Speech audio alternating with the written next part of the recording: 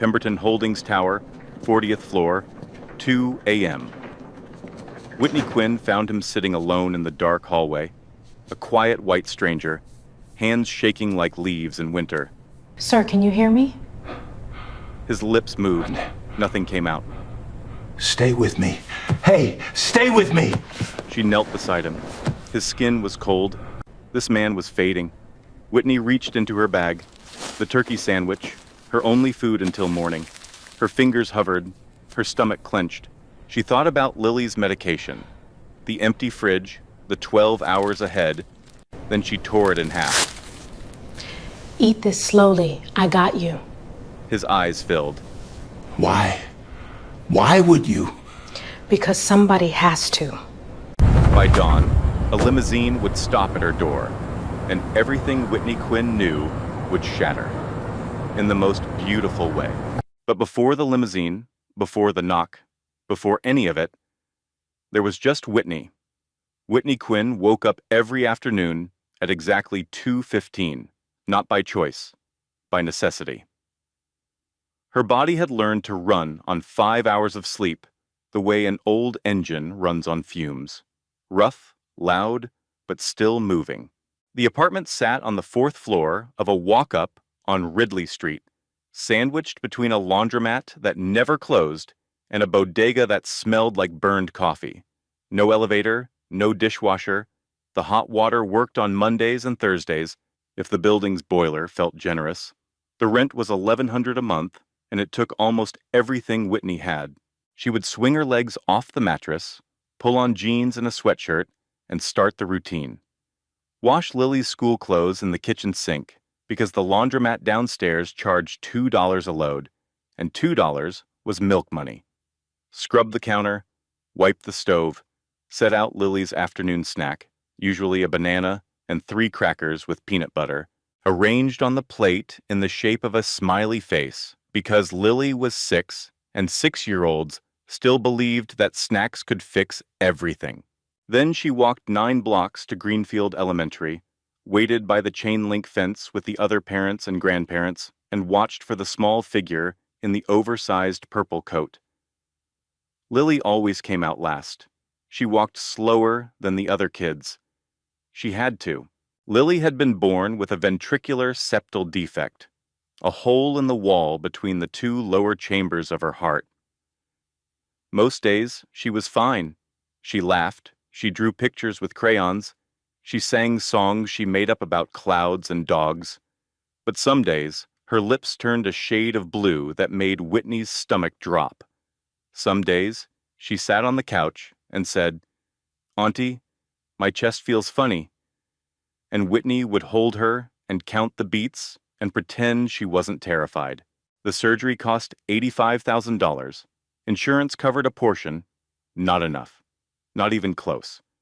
Whitney had done the math so many times the numbers lived behind her eyelids. She kept a tin box under the kitchen sink, and every week she folded whatever she could spare into it. After 3 years, the box held $12,340. At that rate, Lily would be 19 before Whitney had enough. The doctor said Lily didn't have that kind of time, so Whitney worked. She clocked in at Pemberton Holdings Tower every night at 10. She was part of a 4-person cleaning crew that handled floors 30 through 45. The lobby was marble, the offices were glass, the conference rooms had tables that cost more than her annual salary. She mopped them all. Her supervisor was a man named Dennis Hargrove, mid-50s, clipboard always in hand, never smiled. He called her Quinn instead of Whitney and docked pay for breaks that ran 30 seconds over. The other cleaners kept their heads down around him. Whitney did too. She couldn't afford not to. But the nights weren't all bad. There was Ruth Bellamy. Ruth was 60 years old, built like a fireplace, and had been cleaning buildings since before Whitney was born. She worked the floors below Whitney's, 20 through 29, but they shared the break room on the basement level. And that break room was where Whitney learned everything that mattered about surviving the night shift. Ruth taught her how to strip wax from marble without scratching it, how to clean a glass partition so it looked invisible, how to spot when someone's blood sugar was crashing.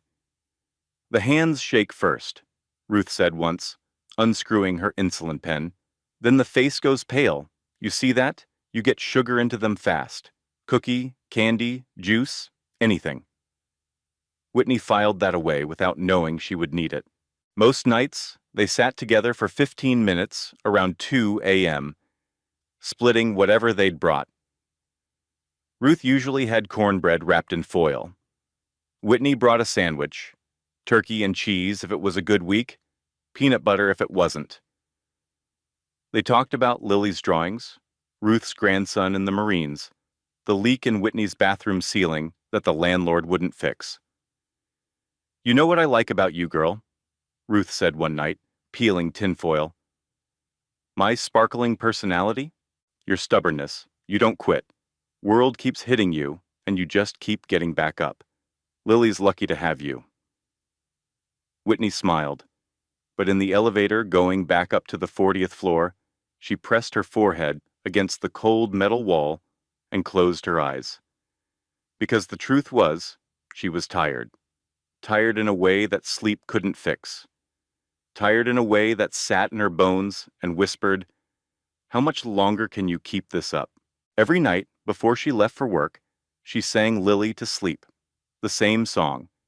Every time, "You are my sunshine, my only sunshine." And every night, after the last verse, Lily would mumble into her pillow, "Auntie, are we going to have a house with a yard someday?" And every night, Whitney said, "Someday, baby, I promise." She didn't know if it was true, but she said it anyway, because that was what you did when you loved someone more than you loved the truth. But Whitney didn't know that the building she scrubbed every night held a secret on the executive floor, one that would find her on the coldest Tuesday of the year. The call came on a Thursday afternoon. Whitney was folding Lily's school uniform on the kitchen counter when her phone buzzed. The screen showed Greenfield Elementary. She picked up before the second ring. "Ms. Quinn, this is Nurse Delgado. Lily had an episode during recess. We've called an ambulance. She's conscious, but..." Whitney didn't hear the rest. She was already running. She made it to Mercy General Hospital in 14 minutes. She ran 3 red lights. She left her car double-parked, with the door still open. None of it mattered. Nothing mattered except the small figure on the gurney behind the blue curtain in the pediatric emergency ward. Lily's lips were pale violet. An oxygen mask covered half her face. Her fingers curled around the edge of the hospital blanket like she was holding on to something only she could see. "Auntie." The word came out fogged by the mask. Whitney grabbed her hand. "I'm here, baby. I'm right here." Dr. Harrison Cole arrived 20 minutes later. He was tall, calm, and precise, the kind of doctor who never raised his voice because he didn't need to. He pulled Whitney into a consultation room with a window that looked out on nothing but a parking garage, sat her down, and opened a manila folder. "Ms. Quinn, Lily's VSD has progressed. The shunting is increasing, and her pulmonary pressure is rising. We've been monitoring this for 2 years, and I have to be direct with you." Whitney's hands pressed flat against her thighs. "How direct?" "She needs surgical repair, open heart, within the next 3 months. If we wait beyond that window, the damage to her lungs may become irreversible." The room went quiet. The fluorescent light above them buzzed at a frequency that sounded like a wasp trapped in a jar. The total cost of the procedure, including pre-op, surgical fees, anesthesia, ICU recovery, and post-operative care. He slid a printed sheet across the table. The number sat at the bottom of the page, bolded and underlined, as if it knew exactly how heavy it was. $85,000. Whitney stared at it. She had seen the number before. She had calculated it, broken it down, divided it by her hourly wage, multiplied it by hours she didn't have. But seeing it on hospital paper with her niece's name printed at the top, made it real in a way that math alone never could. Insurance will cover approximately $31,000, Dr. Cole continued. That leaves a gap of roughly $54,000. There are payment plans, charitable funds. I can have our financial counselor sit with you tomorrow. Tomorrow, Whitney repeated. The word felt hollow. She sat in the hospital hallway for an hour after Dr. Cole left. Lily slept in the room behind her, stabilized, breathing through the mask. Nurses walked past. A janitor mopped the floor 3 feet from her shoes. The world kept moving. Whitney did not. She called the bank the next morning. A woman named Stacy, with a pleasant phone voice, told her that her credit score didn't qualify for a personal loan of that size. She tried a second bank. Same answer. A third. Same. She posted on GoFundMe that night, sitting cross-legged on the kitchen floor while Lily slept. She wrote and deleted the description 4 times because she didn't know how to say, "My niece is dying, and I can't afford to save her," without it sounding like begging. She settled on something simple. She shared it on social media. She texted it to everyone in her contacts. After 1 week, the total stood at $2,100. Most of it came from Ruth, who sent $300 she probably couldn't spare. Whitney went back to work the next night, and the night after that, and every night that followed, because missing a shift meant losing hours, and losing hours meant losing insurance, and losing insurance meant losing Lily. She didn't tell Dennis Hargrove about any of it. She didn't tell anyone except Ruth. She cleaned the same floors, pushed the same cart, emptied the same trash cans in the same offices, where people earned in a day what she earned in a month. And she did not complain. She did not stop. She kept going the way Ruth said she would, stubborn, steady, breaking apart, on the inside, where nobody could see. One night, in the supply closet on the 35th floor, Ruth found her crying. Whitney sat on an overturned bucket, her face buried in a cleaning rag, her shoulders shaking without sound. Ruth didn't ask what happened. She already knew. She sat down on the floor beside her, put one heavy arm around Whitney's shoulders, and held her. "You keep going, baby," Ruth whispered. "God sees you, even when nobody else does." Whitney wiped her eyes, stood up, and pushed her cart back into the hallway. That was a Monday. 2 days later, on the coldest Tuesday of the year, the 40th floor would not be empty. Tuesday, the coldest night of the year. The temperature outside had dropped to 19 degrees by midnight. Inside Pemberton Holdings Tower, the heating system hummed through the walls, but the executive floor still carried a chill. The kind that crept up through marble floors and settled into your knees if you stood too long. Whitney clocked in at 10. She loaded her cart, mop, bucket, 3 bottles of disinfectant, a roll of trash bags, and the squeegee she'd taped together twice, because Dennis Hargrove wouldn't approve a new one. She ate nothing before her shift. Lily's medication refill had come due that morning, $22. Whitney paid it with the cash she'd set aside for groceries. The turkey sandwich in her bag was the only food she had. She'd made it at home, 2 slices of bread, 3 thin pieces of turkey, 1 square of cheese. She planned to eat it at 2 a.m. during her break with Ruth. She started on the 35th floor and worked her way up. Vacuumed the conference rooms on 36, emptied the bins on 37 and 38, polished the glass walls on 39. By 1:30 a.m., she reached the 40th floor, the executive level. This floor was different. The carpet was thicker, the doors were heavier. The artwork on the walls wasn't printed. It was painted. Real oil on real canvas. Whitney had cleaned around those paintings for 4 years and never once touched them. She was afraid her fingerprints would somehow lower their value. She pushed her cart through the double glass doors and turned right toward the corner offices. Mop first. then dusting, then trash. Same pattern, same path, same silence. Then she saw him. A man sat on the long leather bench in the hallway between the CEO's office and the boardroom. He was white, maybe 70, maybe older. He wore gray slacks and a wrinkled blue button-down. No tie, no jacket. His head leaned against the wall behind him. His eyes were half open, but unfocused, staring at the ceiling like he was trying to read something written in the plaster. His hands were shaking. Whitney slowed her cart. She'd never seen anyone on this floor past midnight. Security was downstairs. The executives left by 7, 8 at the latest.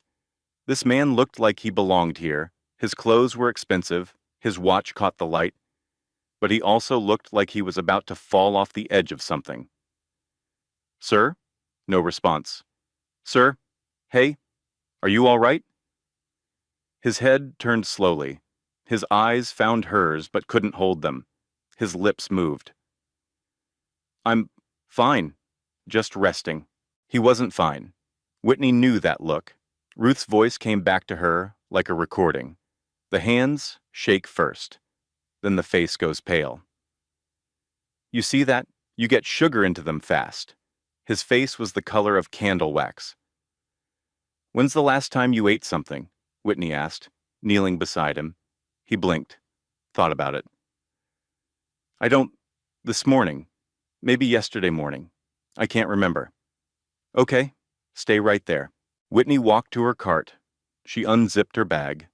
The sandwich sat inside, wrapped in a paper towel. The one Lily had drawn a small sun on with a yellow crayon that morning. Whitney looked at it. Her stomach tightened. She hadn't eaten in over 20 hours. Her hands were a little shaky, too. She picked it up, tore it in half, and walked back. "Here." She held the sandwich in front of him. "Eat this, slowly." The man looked at the food, then at her. "That's your dinner." "It's a sandwich, sir. Just eat." "I can't take your..." "You can and you will. Come on." He took the half with trembling fingers. He bit into it, chewed slowly. Whitney unscrewed the cap on her personal water bottle and held it for him while he drank. She watched his color come back, first in his lips, then in his cheeks. The trembling slowed. His breathing steadied. They sat together on that bench for nearly 20 minutes.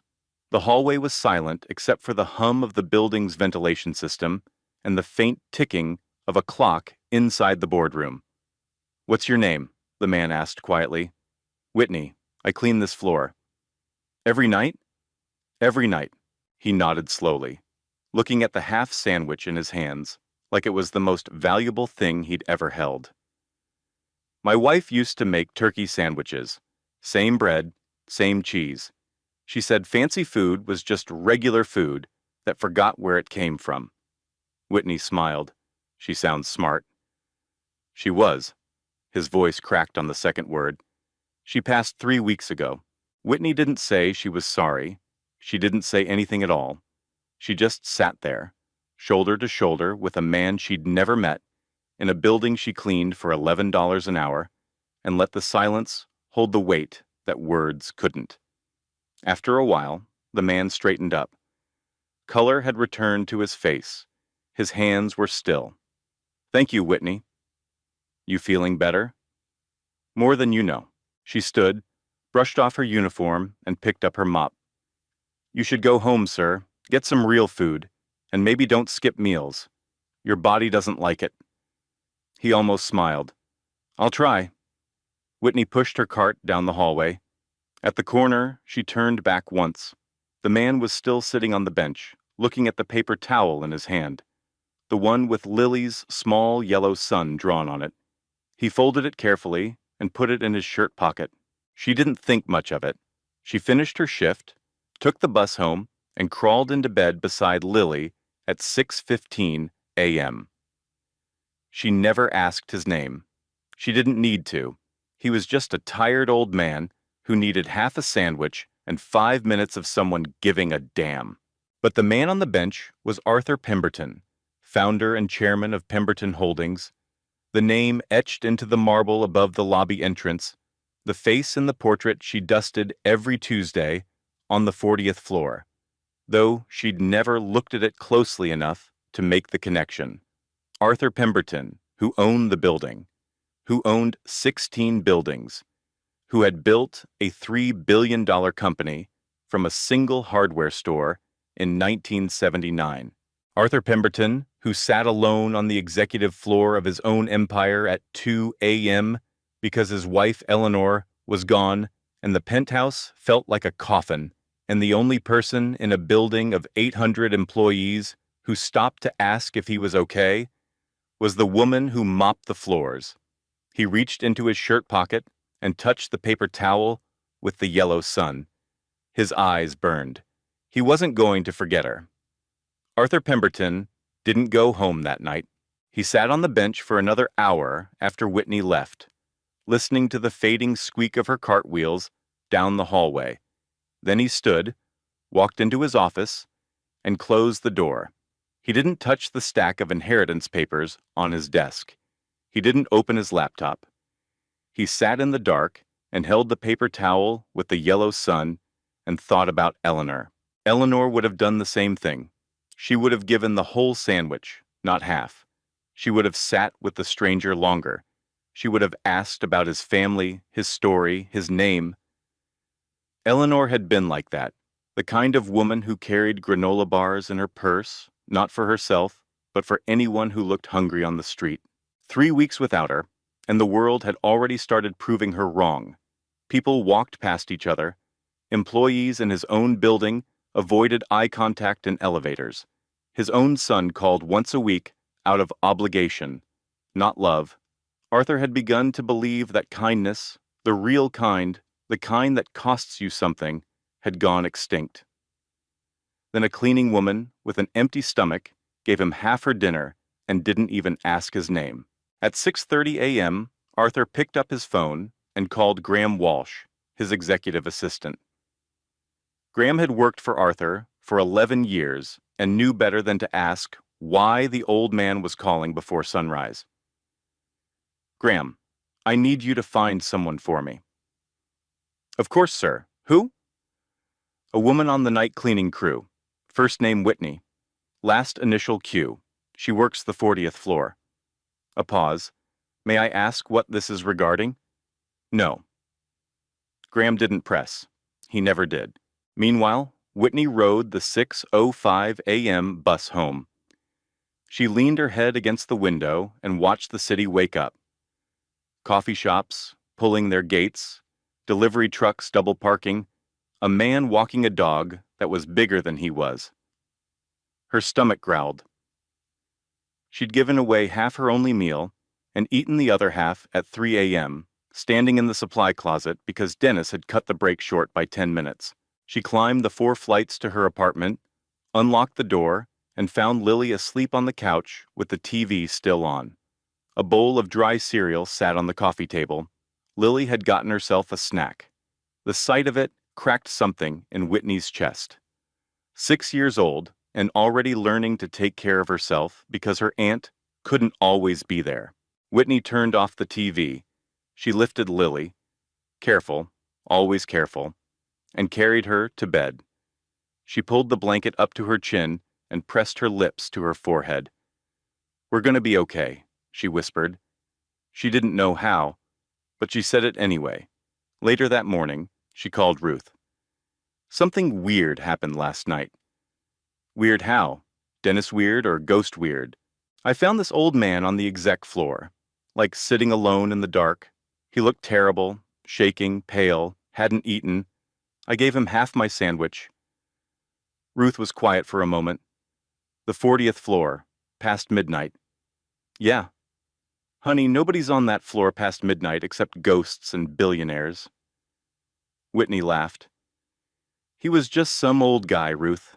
He looked so lost, like he didn't have anyone." "What did he say?" "He said his wife used to make turkey sandwiches." Ruth made a sound. Half hum, half sigh. "Sometimes the loneliest people are the ones with the biggest houses. You did good, baby." Whitney thanked her, hung up, and forgot about it. She had Lily's doctor appointment to reschedule. She had a shift to prepare for. She had $54,000 standing between her niece and survival. The old man on the bench was a small moment in a long night, and long nights were all Whitney had. But Arthur Pemberton did not forget. In his shirt pocket, the paper towel with the yellow sun sat folded against his heartbeat. And he was already making a phone call that Whitney Quinn would not see coming. Graham Walsh was efficient. That was why Arthur kept him. By noon the next day, a manila folder sat on Arthur's desk. Inside, a single page, employee profile, night cleaning crew, Pemberton Holdings Tower. Whitney Quinn, age 32, hired 4 years ago.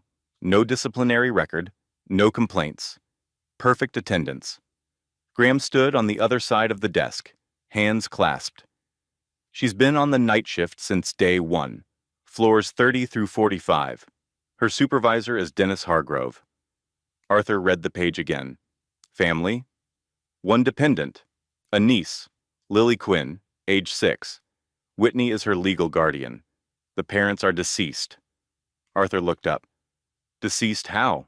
Car accident. 3 years ago. Whitney took custody immediately. No other family listed. Arthur set the folder down. He removed his glasses and pressed 2 fingers against the bridge of his nose. What about medical? Does the company insurance cover the child? Graham hesitated.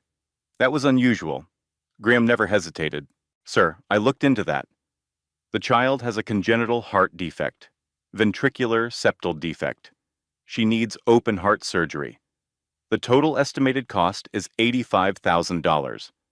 Our insurance plan covers approximately $31,000. The remaining balance, roughly $54,000, is unfunded. The room went still. Arthur turned his chair toward the window. 40 floors below, the city moved.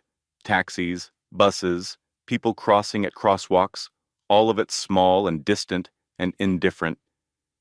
Somewhere down there, a woman who had given him half her sandwich was trying to figure out how to save a 6-year-old's life with a tin box under her kitchen sink. She has a GoFundMe page, Graham added quietly. It's raised just over $2,000. Arthur closed his eyes. He could hear Eleanor's voice, clear as morning. You know what to do, Arthur. You've always known. You just take too long to do it. Graham, sir, I need you to make some calls. Quietly. I don't want her to know it's coming from me. Not yet. What kind of calls, sir? Arthur opened his eyes. The kind that fixes things. Graham nodded once and left the room. That same night, Whitney arrived for her shift and noticed something different on the 40th floor. The leather bench in the hallway had a small cushion on it now.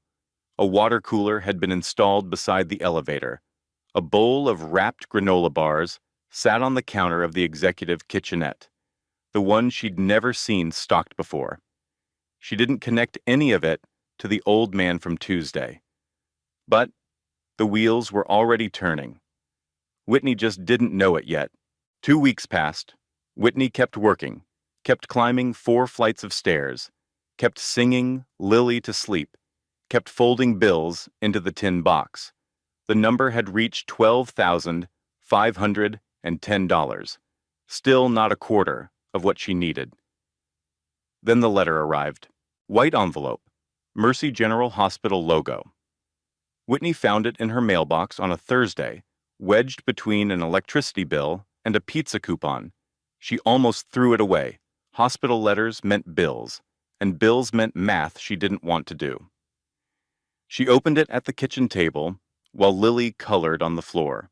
Pre-surgical consultation for Lily Quinn, scheduled. November 14th, 10 a.m., surgical team. Dr. Harrison Cole, lead. Dr. Renee Ashford, pediatric cardiac anesthesiology. Pemberton Memorial Cardiac Center.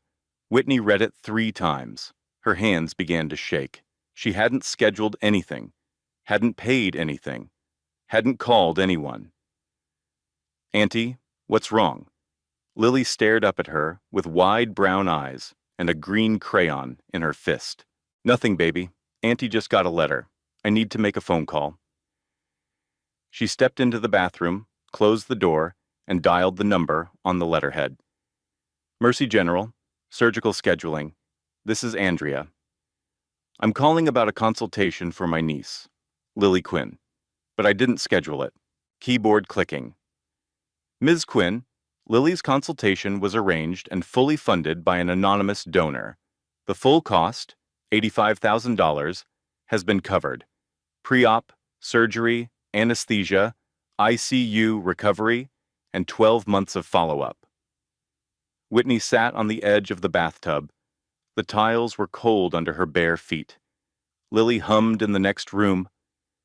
A song about clouds she'd made up herself. "Did you say fully funded?" "Yes, ma'am. No outstanding balance." "Who paid for it?" "The donor requested anonymity, Ms. Quinn." She hung up, sat there. The faucet dripped. Lily's humming drifted through the door. Whitney pressed both hands against her face and cried without sound, the way she'd learned to do, so Lily wouldn't hear. She called Ruth that night. "Ruth, someone paid for Lily's surgery. All of it. $85,000. Silence. Then Ruth's voice cracked open. "Lord have mercy. Baby, that's a miracle. It doesn't feel real. It's real. You hear me? It's real." Whitney checked her GoFundMe. Still $2,100. No new donations. This hadn't come from the internet. It had come from someone who knew. Someone with access to Lily's records and the kind of money that writes $85,000 checks without blinking. The next morning, Whitney swiped her badge at the Pemberton lobby. The receptionist, Tessa Caldwell, called out to her, "Ms. Quinn, Mr. Walsh from the executive office asked if you could come to the 40th floor at 9. Whitney's stomach dropped. "Why?" "He didn't say." She rode the elevator alone. Her reflection stared back in the polished doors. Cleaning uniform, sneakers, hair pulled tight. She ran through every scenario. Dennis filed a complaint. She broke a rule she didn't know existed. She wasn't supposed to have been on that floor at 2 a.m. The doors opened. Graham Walsh stood waiting. Navy suit, calm face. "Ms. Quinn, thank you for coming. Follow me, please." He led her past the leather bench with the new cushion, past the water cooler, past the granola bars, to the heavy oak door at the end of the hall. He knocked once and opened it. The office was enormous, floor-to-ceiling windows, a mahogany desk the size of a small boat, and behind it, in a charcoal suit with a silver tie, sat the man from the bench, the man she had given half her sandwich. He stood. Behind him, on the wall, hung the portrait she had dusted every Tuesday for 4 years without ever looking at closely. The brass nameplate read, "Arthur J. Pemberton, founder and chairman." Whitney's knees softened. Her breath caught between her lungs and her throat. She looked at the portrait. She looked at the man. She looked at the portrait again. That's you. That's me. You own this building." "I do." Whitney gripped the back of the nearest chair. The man she'd fed a turkey sandwich at 2 a.m. on a cold Tuesday, the man she thought was just some lost old stranger, was the billionaire whose name was carved into the stone above the door she walked through every night. Arthur gestured to the chair across from his desk. "Please, sit down." Whitney didn't move. Her hand was still gripping the back of the chair like it was the only thing keeping her upright. Her eyes kept darting between the man and the portrait. The same jawline, the same deep-set eyes, the same slight tilt of the head. How had she missed it? 4 years of dusting that frame, and she had never once stopped to look. "Ms. Quinn, please." She sat, slowly. The leather chair was softer than anything she'd ever sat in. She didn't lean back. She sat on the edge, spine straight, hands folded in her lap, like a student called to the principal's office. Arthur studied her for a moment. Then he opened a drawer, pulled out a folded paper towel, and placed it on the desk between them. A small yellow sun, drawn in crayon, smiled up from the center. Whitney stared at it. "You kept that?" "I haven't let go of it since that night." Arthur sat back. "Ms. Quinn, do you know how long I sat on that bench before you found me?" "No, sir." 43 minutes. There are 3 security cameras in that hallway. I checked the footage the next day. 43 minutes, 2 security guards walked past on their rounds. One of them looked directly at me and kept walking. A maintenance technician came up to check the HVAC system, saw me, and took the service elevator back down. He paused. Let the silence carry the weight. 3 people saw me. Not one of them stopped. Not one of them asked if I was okay. In a building with my name on it. In a hallway I built. Whitney didn't know what to say. She looked at the paper towel. Lily had drawn that sun the morning before, a quick scribble while eating cereal. It was supposed to be throwaway. It was supposed to mean nothing. "And then you came," Arthur continued, "pushing a cleaning cart at 2 in the morning. You stopped. You knelt. You gave me half of the only food you had." His voice thinned. "You didn't know I owned this building. You didn't know my name. You just saw a tired old man and decided he mattered. Anyone would have done that, Mr. Pemberton." "No." The word came out firm, almost sharp. "They wouldn't. I have the footage to prove it." Arthur opened a second folder on his desk. This one was thicker. He turned it toward Whitney. "I asked Graham to look into your situation. I know about Lily. I know about the VSD. I know about the surgery, the cost, the insurance gap. I know about the GoFundMe. I know about the tin box." Whitney's breath caught. "How do you know about the tin box?" "Because Graham is very good at his job, and because I told him not to stop until he understood everything." Arthur's eyes were steady. No apology in them. Only intention. "Ms. Quinn, I'd like to offer you 3 things. I need you to hear all 3 before you respond." Whitney nodded. Her throat was tight. "First, Lily's surgery has been fully funded. You received the letter. Dr. Cole will lead the team. Dr. Ashford is one of the best pediatric cardiac anesthesiologists in the country. The procedure will take place at Pemberton Memorial Cardiac Center, a facility my wife Eleanor helped establish 11 years ago. Lily will receive the best care available. That is not negotiable. It's already done." Whitney's eyes filled. She blinked hard. She would not cry in this office. Not here. Not yet. "Second, I've established a trust, the Eleanor Pemberton Education Fund, in my wife's name. Lily has been enrolled as the first recipient. Full tuition. Elementary through college. Books, supplies, tutoring, whatever she needs. Eleanor believed that every child deserved a chance that wasn't determined by a zip code. Lily will have that chance." Whitney's chin trembled. She pressed her lips together and looked at the ceiling.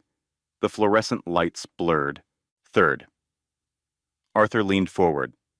"Pemberton Holdings operates 12 commercial properties across the city. Each one has a cleaning crew. Each crew reports to a floor supervisor. Those supervisors report to a facilities manager, who reports to an operations director who has never once set foot on a night shift." He paused. "I'm creating a new position, Facilities Operations Manager. You would oversee all cleaning operations across all 12 buildings. 214 employees. You'd set the schedules, manage the budgets, hire and fire. The salary is 4 times what you're making now, with full benefits and a pension plan." Whitney shook her head. It was involuntary, like a reflex. "Mr. Pemberton, I can't. I gave you half a sandwich. That's not worth all this." Arthur picked up the paper towel. He held it the way someone holds a photograph of a person they've lost. "My wife Eleanor said something to me once. We were young. We had nothing. She made turkey sandwiches every night because that's all we could afford. And one evening, I complained about it. I said I was tired of turkey. Do you know what she told me? Whitney shook her head. She said, "The best people in this world are the ones who give when they have nothing left. Anyone can be generous with a full plate. The ones who share from an empty one, those are the ones worth knowing." He set the paper towel down. "You shared from an empty plate, Ms. Quinn. Eleanor would have loved you." Whitney broke. The tears came hard and fast. She covered her face with both hands and sobbed in the leather chair in the enormous office on the 40th floor of a building she had mopped every night for 4 years. And for the first time in a long time, they weren't tears of exhaustion or fear or desperation. They were tears of someone who had finally been seen. The surgery was scheduled for November 14th. Whitney held Lily's hand all the way to the operating room doors. Lily wore a hospital gown with tiny blue stars on it, and she looked up at Whitney with eyes that were too calm for a 6-year-old about to have her chest opened. "Auntie, will it hurt?" "Not while you're sleeping, baby. And when you wake up, I'll be right there. Promise?" "Promise." Ruth sat in the waiting room. She'd taken the day off, the first sick day she'd used in 11 years. She brought cornbread wrapped in foil and a thermos of sweet tea, and she sat in the same plastic chair for 5 hours without moving. Every time a nurse walked past, Ruth's eyes followed them like a hawk, tracking a mouse across a field. The surgery took 4 hours and 38 minutes. Dr. Cole came out in scrubs, mask pulled down around his chin, and said the words Whitney had been waiting 3 years to hear. "It went well. The defect is repaired. She's stable." Whitney's legs gave out. Ruth caught her. They stood in the middle of the surgical waiting room, 2 cleaning women holding each other up, crying into each other's shoulders, while strangers pretended not to watch. Lily spent 6 days in recovery. Whitney slept in the chair beside her bed every night. Arthur sent flowers, white lilies, because Graham had told him the child's name. The card read, "From a friend who owes you half a sandwich." A P. Lily held the card and smiled. "Auntie, who's AP?" "Someone good, baby. Someone very good."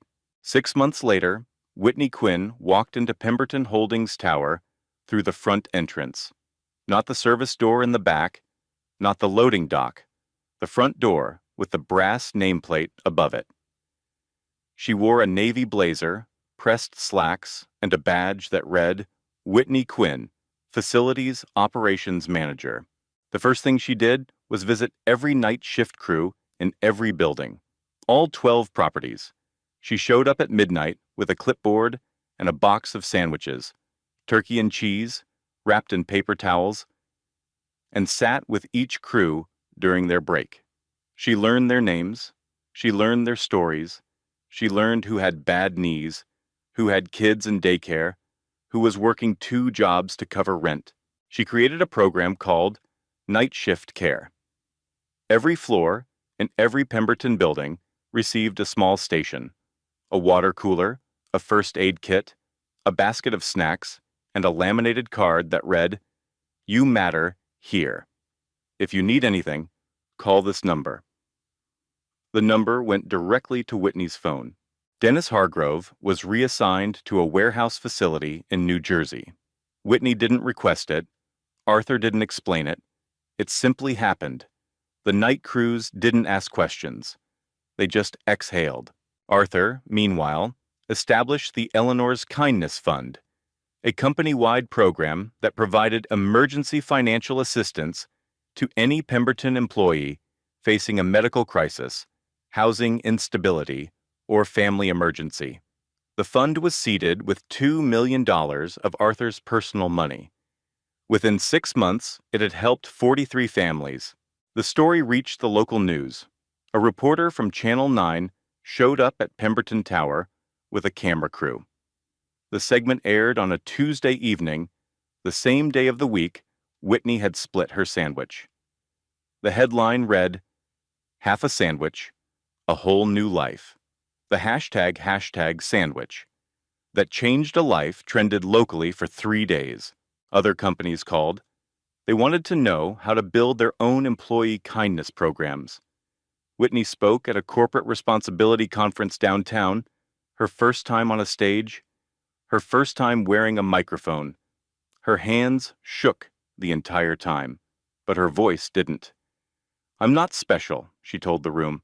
"I just saw someone who needed help. That's it. That's the whole story. The hard part isn't giving. The hard part is noticing." Lily, meanwhile, ran. For the first time in her life, she ran across a playground without stopping to catch her breath. She drew a picture of it. Stick figure Lily, arms wide, legs mid-stride, a big yellow sun overhead, and gave it to Arthur the next time he visited. He framed it. It hung in his office beside the portrait, beside the diplomas, beside the photographs of Eleanor, a crayon drawing of a child running under a yellow sun, in the office of a billionaire, right where it belonged. 1 year later, on a Tuesday night, Whitney Quinn walked the 40th floor alone. She didn't have to. She hadn't cleaned a floor in months. She had an office now, small, glass-walled, on the 8th floor of Pemberton Tower, with a desk and a computer and a nameplate that still made her pause every time she saw it. But some Tuesday nights, after the last email was sent and the last schedule was approved, she rode the elevator to 40 and walked the hallway. The bench was still there. It had a brass plaque on it now, small and polished, mounted on the armrest, Eleanor's bench, where kindness sat down. Arthur had it installed without telling anyone. Whitney found it one night and stood in front of it for 10 minutes, reading the words over and over until they stopped making her cry and started making her smile. Tonight, she sat on it. She set down 2 things, her bag and a turkey sandwich wrapped in a paper towel.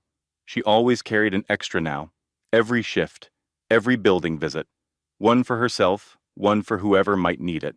Most nights, nobody did. But Whitney carried it anyway, because Ruth had taught her that kindness wasn't about waiting for the right moment.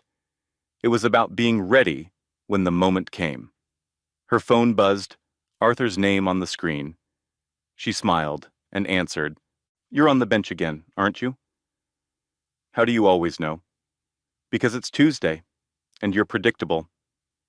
She laughed. They talked for a while, about the new building in Midtown that needed a crew, about Graham's retirement party next month, about Eleanor's fund reaching its 100th family. Arthur's voice was stronger now, steadier. The grief was still there, it always would be. But it had softened into something he could carry, instead of something that carried him. Before he hung up, he said what he always said on Tuesdays. "Thank you, Whitney." And she said what she always said back. "It was just a sandwich, Mr. Pemberton." "No, it wasn't." She hung up and sat in the quiet, 40 floors above the city. The hallway hummed the same low hum it always had. The same fluorescent lights, the same marble floors. Everything looked the same as the night she found him here. But nothing was. At home, Lily was asleep, healthy, strong, growing into a kid who ran faster than anyone in her second-grade class and drew yellow suns on everything she touched. Tomorrow, Whitney would wake up at 7 a.m., not 2:15. She would make breakfast, not ration it. She would walk Lily to school, not from exhaustion, but from joy. But tonight, she sat on Eleanor's bench and ate half a sandwich. She left the other half on the seat beside her, just in case. Have you ever split your last meal with someone you didn't know? Not because you had plenty, not because it was easy, but because you looked at another human being and thought, they need this more than I do. Whitney Quinn sat in a dark hallway at 2 a.m. with an empty stomach and a trembling stranger, and she tore her only sandwich in half. No cameras, no audience, no reward in sight, just a woman, a piece of bread, and a decision that most people would never make. If this story made you feel something, tell me. When was the last time a stranger showed you kindness? Or you showed kindness to a stranger? Drop it in the comments. I want to read every single one. Share this with someone who needs it. And subscribe. Because stories like Whitney's deserve to be heard. Whitney cleaned that man's floor for 4 years. There stood her portrait every Tuesday, and the one night he needed someone to stop and ask if he's okay. Not security, not maintenance. The cleaning lady with an empty stomach was the only one who did. She didn't give him half that sandwich because he had extra. That's for only food until morning, and she still tore it in half for a man she never met. Eleanor Templeton once said, anyone can be generous with a full plate. The ones who share from empty one, those are the ones worth knowing. That 32nd this season at 2 a.m. paid for $85,000 Shazani, put a little girl through school, changed 200 workers' lives, not because Whitney wanted something back, because he saw someone. And real talk, how many times do we walk past somebody and just keep going? Not because we are bad people, we are tired, we got our own bills, our own problems. But Whitney was tired too, she was broke too, she still stopped. So, when was the last time a stranger showed you unexpected kindness? Or when were you a stranger for someone else? Drop it in the comments. I wanna read anyone. If this hit you, share it with someone who needs it today. Hit subscribe because the next story is gonna be shake you. You never know who's on that bench at 2 a.m. Be the one who stops.